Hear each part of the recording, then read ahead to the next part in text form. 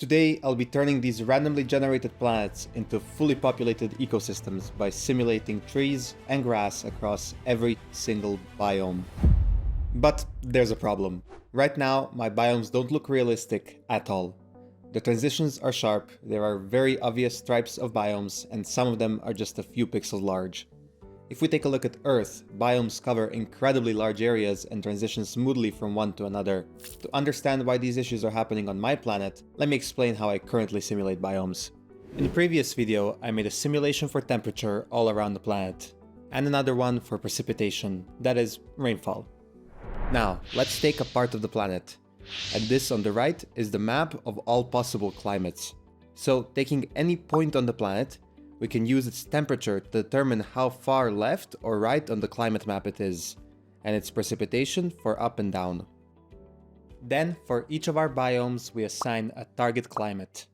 For example, deserts are warm and dry, whereas tropical rainforests have both high temperature and humidity.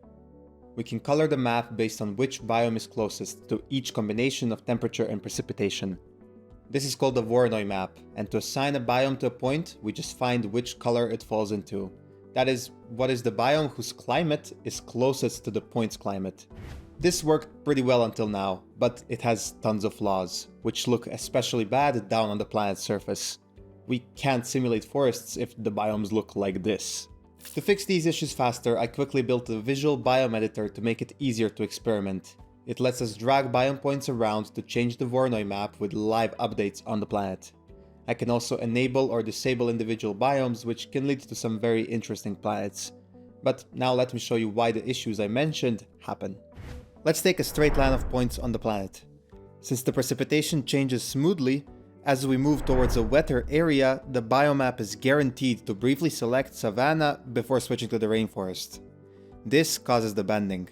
Some banding is fine, and actually good, but it shouldn't be the only way for biomes to transition from one to another. And the really small biomes occur when the humidity just barely passes through another biome. These issues occur because each point only cares about its own temperature and humidity to pick its biome. But that's just not how nature works. Your front lawn doesn't turn into a desert just because one afternoon is warm. Biomes need a sort of consistency. And while looking at this problem, I realized that the solution was staring me right in the eyes. What if I turned the biome selection into another Voronoi map? That is, I can just take a few main points on the planet and calculate the biome for them. These will be the only points that actually use the temperature and precipitation. For all of the other points, I just find which of the main points is closest in distance to it and use its biome. Points that are close to each other are guaranteed to pick the same biome, and that gets rid of both the stripes and the tiny biomes. We can easily change the number of main Voronoi points, and you can see how that changes the size of the cells. There's just one problem. This grid is very obvious, and that looks horrible. To fix it, we will shift each Voronoi point in a random direction by a small amount. That breaks up the grid pretty well, but the cells still feel a bit scattered and not like unified biomes. So, after picking the biomes of the main points, I made every cell look at its neighbors and ask, what biome is most common around me? If most nearby cells are rainforest, this one probably shouldn't be a desert. So we converted to the most common neighbor biome. After doing this algorithm once, the planet already looks more unified. But after repeating it all a few more times, we get the results that we are looking for. The biomes now look a lot more similar to what we see on Earth, with large, coherent masses. However, now the edges between biomes are always straight lines, which is expected from a Voronoi diagram. So to break them up, I will shift each point slightly in a random direction and use that position to determine the biome instead of the actual position of the point. This breaks up the straight lines on the borders and makes them look a lot more like natural boundaries. The last issue is that the transitions are still too sudden, so instead of instantly switching from one biome to another, I will blend between the two closest biomes near the border. This is the same edge smoothing idea I used for the tectonic plate simulation. With that in place, all the issues are fixed, and we are done with the biome simulation itself. Making it even more realistic would require improving the humidity and temperature simulation themselves, like taking into account ocean currents and the rain shadow effect. But this is something I'll do in the next episode of this 9-part series, where we will focus on simulating the climate and weather. So make sure to subscribe so you don't miss out on that. As a reminder, this is what our biomes looked like at the start of the video, and this is what it looks like now. Now the planet has large coherent regions, organic shapes, and smooth transitions, so I think it's finally time to simulate vegetation. Before spawning the trees themselves, we have to decide where there should be forests. To do this, I will use Perlin noise, which is a smooth gradient from black to white, and everything above a certain brightness will turn into a forest. By changing the level of this transition, we can get either a planet fully covered in forests, or make them really rare. I also added a smooth transition so that the forests don't cut off suddenly, but instead naturally blend on the borders. Real forests do not cover a biome evenly. They form patches, then centers, and fading edges. The noise does a really good job at simulating all of that. Next, I made it so that every single biome has its own parameters, so that I can set a high level for rainforests, something in the middle for temperate regions, and no forests in the deserts. To spawn the trees in these forests, I will split the chunk into a grid, and then take the center of each grid to be a candidate point for a tree. Then, based on the forest density at that point, I decide whether to keep the tree or delete it. If the density is 1, the tree is always kept. At 0, it's always deleted, and at the borders, it randomly keeps a portion of the trees. This is how that looks like on the planet. The trees are spawning exactly as we wanted. And to break up the grid, we can move each tree a bit in a random direction. And this is now looking like a real forest. Down on the planet though, the trees are a bit too big. So I'll make the grid itself much smaller, and that looks much better now. So we can finally replace the spheres with actual tree models. But building this kind of planet generator already takes a lot of time. And if I also had to model every single tree from scratch, I would probably never finish the actual simulation. That's why I've been using CGTrader for a long time. They have thousands of ready-to-use 3D assets, so instead of spending weeks making models, I can stay focused on the programming itself. For this video, I used many different plant assets from CGTrader, including the Ultimate Trees pack, a Pine Tree pack, low polyfoliage, palm trees, wild grass, and even these Senita cactus models for the desert biome.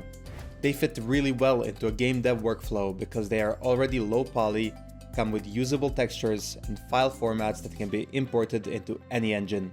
And if you regularly need models for your own projects, CGTrader also has an essential subscription, which gives you access to a huge catalog of high quality models, including many of the ones used in this video, which you can download every month without having to buy everything one by one. You can check out CGTrader using the link in the description, and if you use code Devote10, you'll get 10% off any item, including those that are already on sale. Huge thanks to CGTrader for sponsoring this video, and now that we have actual tree models, let's put them on the planet. Here is the first model that we'll be using, and after replacing the spheres with it, we get this, which looks fine, but we have a performance problem. The issue is that every single tree is being rendered at full resolution, no matter how far away it is. Thankfully, the model from CGTrader came with multiple levels of detail of the tree. So for trees close by, we can use the full resolution version, and as they get further and further away, we gradually decrease the detail until they are just 2 crossed panels. From far away, you won't even be able to notice it, but it saves a lot of performance. Here that it is on the planet, each color of a sphere is a different resolution level. And after replacing them with the models, the performance is now much better, but visually it looks almost identical. Now the biggest problem is that every single tree is the same. So I made the program pick randomly between one of 2 tree models, and then rotate and scale each tree differently. With that in place, the forests look a lot more realistic. I'm already really happy with the progress, but right now we have just 1 tree species, no matter the climate. We can't have oak trees spawning on mountain peaks, so let's add more species. To decide which of the possible species will spawn, I will assign to each of them a preferred temperature and a tolerance to temperature changes. Now for every candidate tree point, I will find the temperature at its position, and based on where it is on this map, I will randomly pick between the species using the ratio of the temperature fit. So at low temperatures, it will almost always be pines. Somewhere in between, it's 50-50, and at higher temperature, the pines will never spawn. Now the mountain peaks look a lot better, and down in the valleys, we are still getting oaks. Now I can also add birch trees with similar temperature values as oaks, but with a lower max weight. And this will make it so that some birch trees sporadically spawn throughout the oak forests. With all of these systems in place, I now have essentially unlimited freedom to play around with all the vegetation of each biome, so let's create the species mix for each of them.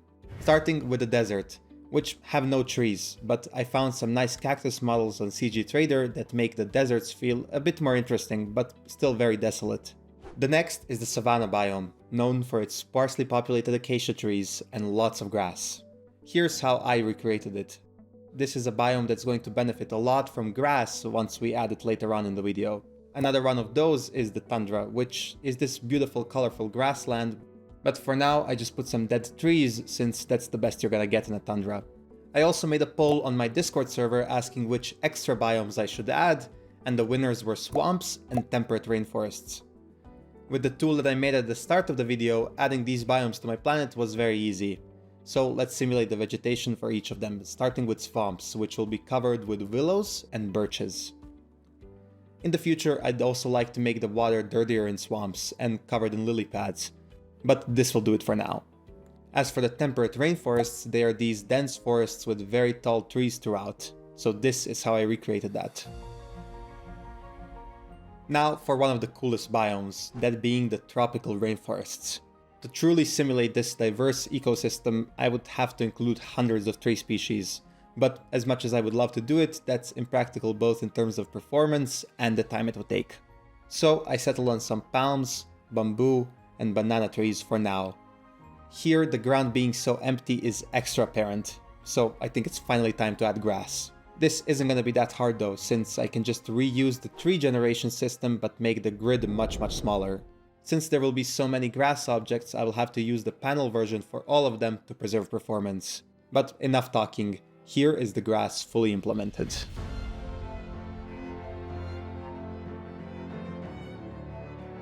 In my opinion, this is the change that really makes the planet feel alive. It works even better in the grassland biomes like steppe, savanna, and my personal favorite, the tundra biome. For the rainforest biomes, I also found some extra foliage types which I will mix in with the grass to add to the biodiversity. Here's how that looks in the temperate rainforests. And in the tropical variants, I decided to go extra over the top with the vegetation.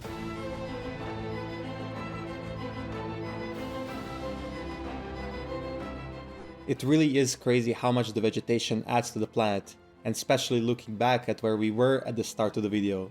I'm really happy with all of the progress, and of course all of the species aren't perfectly accurate yet, but I think this is a good start for making a diverse planet that is fun to explore and discover. When I started this project, it was just a very simple planet generator, but after all of the support from these videos, I've decided to turn it into a full Steam release called Planet Architect.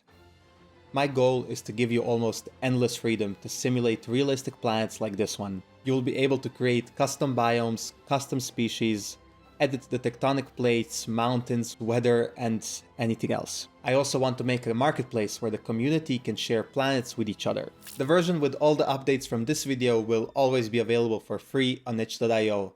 There's a link for that in the description. But it will be the final version that I'll be releasing there, as I shift my focus to preparing the Steam page and the announcement trailer. I'm really excited to develop this project further, and if you are too, stay tuned to see where it goes. Once again, a huge thanks to CGTrader for sponsoring this video. Without their beautiful models, the biomes would not have turned out as well as they did. So make sure to visit their website and use code Devote10 at checkout to support the channel. I'd also like to thank my Patreon supporters for making it possible for me to spend months working on a single video, especially my top tier supporter Travis Sharp. That's all for today. I'll see you next time.